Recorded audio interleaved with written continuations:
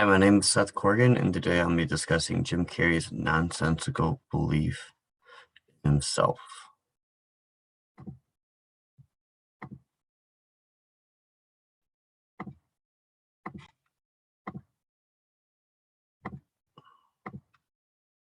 Imagine what it might be like to sit down with the unpredictable comedian Jim Carrey for a few questions and answers.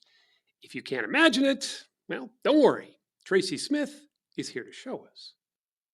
And the one and the two and the...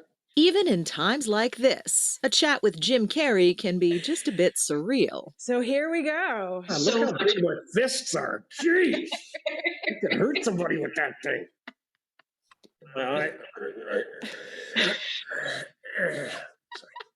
I should just be quiet and just let you go. Yeah, I'm sorry. You handle it. No, it's okay. And it seems like he's just as quirky as an author. Carrey's Memoirs and Misinformation is out this week, a memoir/novel that he's worked on for 8 years with co-writer Dana Vachon. What's the process been like? Been different at different phases, but let's say the last 2 years was deeply intense, and the two of us in a room really getting it right, getting it perfect. Sweating every line. I know it's fiction, but you really put yourself out there. I slice myself in two and lay on a rock and let the gulls pull my entrails out. Is it my hair, Bill? Are my teeth not white enough?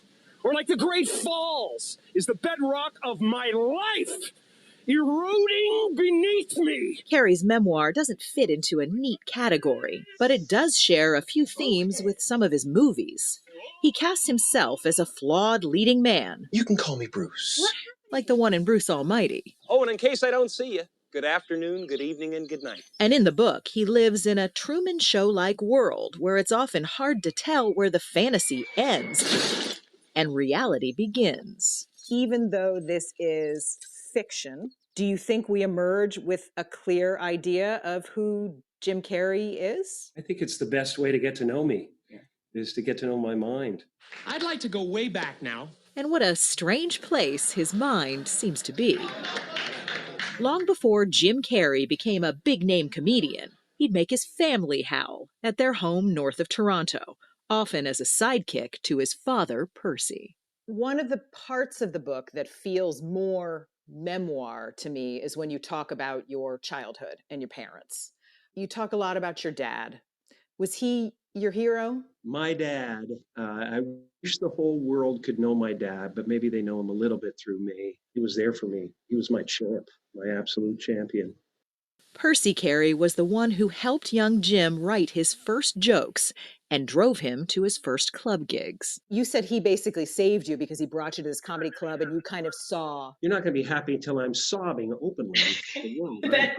That's not the plan, I swear. Think I want to get stuck in this dead-end job? No, sorry, not me! Jim's dad helped him put together a stage act. I want to do something wonderful. And found him a place to let it fly. I want to be one of those gospel singers on the PTL club.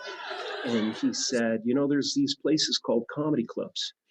You know, maybe we should go check it out. Hey, baby! Early on, Carey's career was a mixed bag. He killed in the clubs. Come here for a second. But failed an audition for Saturday Night Live. It didn't crush you? I've always had a nonsensical belief in myself and the universe. I didn't make it on Saturday Night Live. Basically, what happens to me is there's an automatic reset that my brain goes into where I say, I might not be able to make it through the front door like everybody else, but I'll make it through the basement window. I'll make it through the back door. I'll find a way to parachute in on the roof and climb down into a window.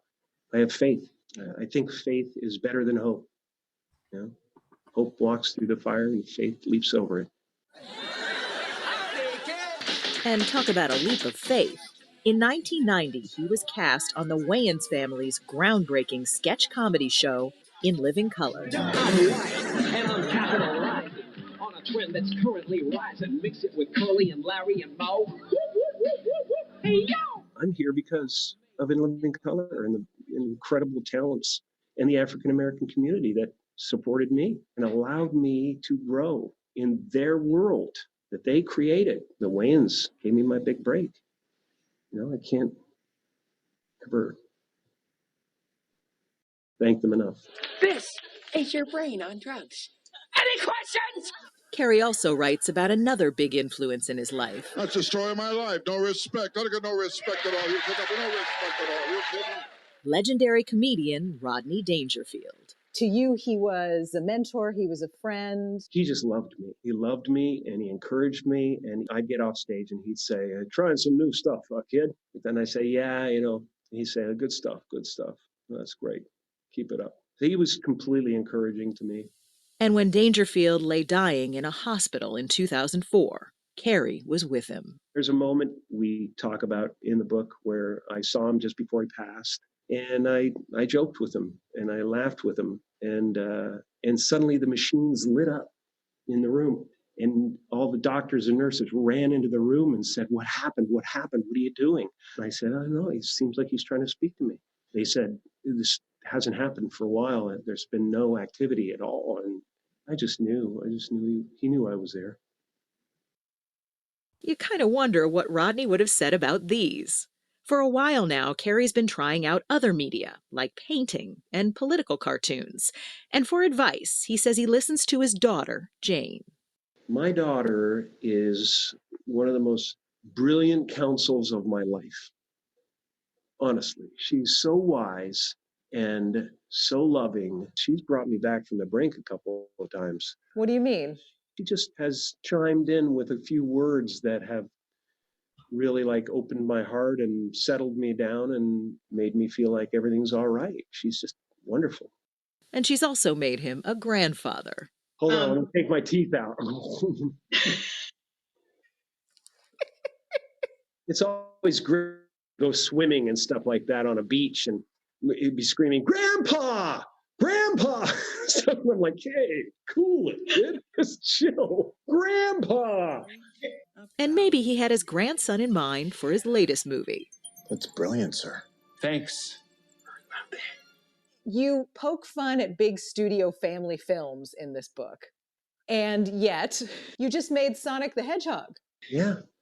I'm fully aware of the hypocrisy that I am living in. And I mean to celebrate it. There's occasional times when I go, there's nothing wrong with doing something family friendly, as long as I'm not complete sellout mode when I do it. This guy is something else entirely. I guess you might say Jim Carrey the actor is no different than Jim Carrey the comedian or even Jim Carrey the author. My grasp on sanity remains absolute. Often ridiculously funny. Isn't that right, Agent Stone? And completely unpredictable.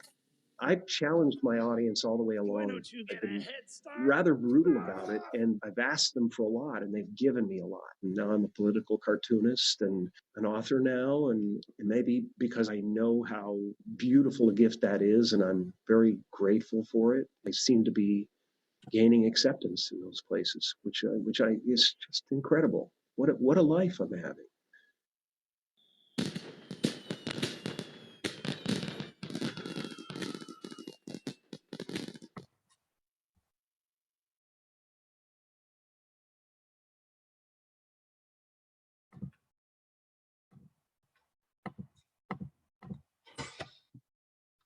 So just to kind of discuss the opening of it, from 13 seconds to a minute 12, that's when mainly the information is kind of given about the memoir that Jim Carrey and Dana Vachon wrote. It's kind of also shown to give us Jim Carrey's comedic side, just kind of let him kind of spill off whatever he can. We only see 3 people in this, with Tracy Smith being our interviewer, Jim Carrey the subject, and Dana Vachon is co-author with it. And throughout the interview, especially in the beginning, we see a mixture of VO Reed and Nat sound.